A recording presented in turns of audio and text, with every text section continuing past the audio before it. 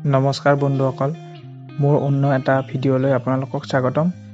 আজি হ'ল 9 জানুৱাৰী।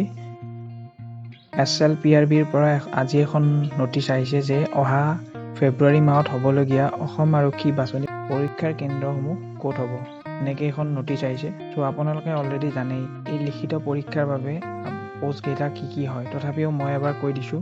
প্ৰথমটো হ'ল কনষ্টেবল AB আৰু UB, second constable in APRO and fire and emergency service, third হ'ল constable public guardsmen under CGCD and CGHG, আৰু লাষ্টৰটো হ'ল constable from SPOs against sanction post of AISF battalion under DGCD and CGHG।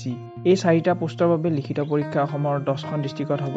এইকেইখন হ'ল তিনিচুকীয়া, যোৰহাট, তেজপুৰ, ডিফু, শিলচৰ, বঙাইগাঁও, গুৱাহাটী, নগাঁও, কোকৰাঝাৰ, হাফলং। এই 10খনৰ ভিতৰত আপোনালোকে নিজে চইচ কৰিব পাৰিব। আৰু এটা ইম্পৰ্টেণ্ট কথা হ'ল, এবাৰ চিলেক্ট কৰাৰ পিছত নেক্সট আপুনি চেঞ্জ কৰিব নোৱাৰিব। ধন্যবাদ।